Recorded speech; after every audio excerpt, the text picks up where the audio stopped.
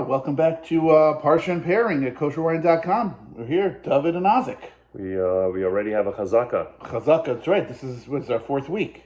I think so. Yeah. All right. Well, hope you had a nice Thanksgiving. It was lovely, family. It's it's really a nice time. It's the one yontif we can celebrate and do muksa at the same time. Exactly. All right. Well, this week's Parsha is Parshas Vayishlach, and we have here the Netofa Latour red. Now, Netofa Latour in French means the tower.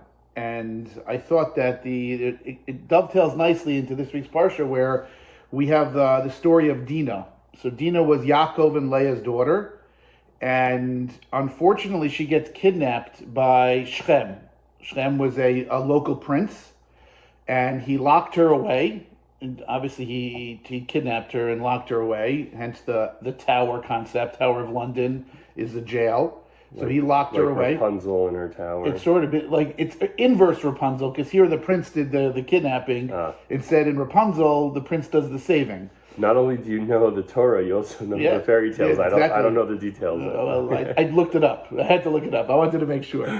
So we have here the story of Dina, and obviously, Yaakov is not happy. Shechem tries to negotiate for her, let's call it dowry, and Shimon and Levi, her brothers, are really not happy and end up going to rescue Dina and wiping out all of Shechem. They go to town. Yes, correct. They go to Shechem town, exactly. Shechem was also the name of the city where he was from.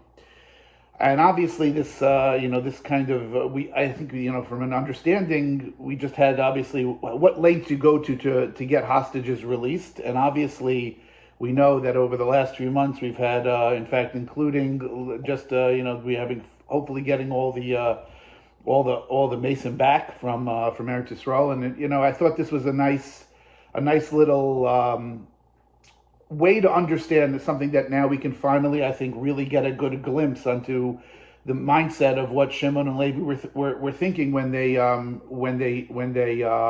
went after to go rescue Dina. At all costs. As a nice little postscript, the Medrash in Pirkei Rebbe Lazar does talk about what happened to Dina, and specifically mentions that there's an opinion that she actually gave birth to a daughter from with her and Shechem, and that daughter was adopted by Potiphar, and she was named Osnat. And do you know who Osnat was? Osnat Bas Potiphar. She ended up marrying Yosef. Oh. So it's a nice little, even though there was a little bit of Yosef marries tragedy. marries his niece. His niece, correct. He marries his niece, and she ends up becoming the mother to not one but two Shvatim, right? Menashe and Ephraim. So I thought it was a nice little postscript to the story. But let's talk genealogy. Let's talk a little bit about the Netofa Latour red. Tell me a little bit about this. All right. Well, let's give it a try. Got pen? Amen. All right, I drank that rather quickly. This, Pierre,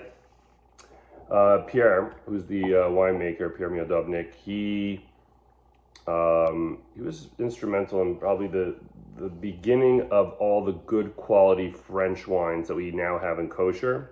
Okay. He was involved in them. So he was the one who, they call them winemakers, but like when kosher goes into non-kosher winery to do a kosher production, there's a lot involved. First of all, you have to convince them to do a kosher. To do a kosher, and or even not convince them, you have to talk them through, explain the process and things like that. So Pierre Miodovnik was the one who really put kosher France on the map, and he was the one instrumental in all these productions going back to the 80s.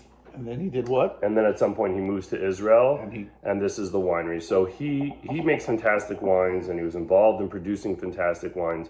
I was just saying, as taking the first sip, I just drank it without paying too much attention to the taste. But I could tell you off the bat, very easy drinking, and it's made in like a French style or old world style, specifically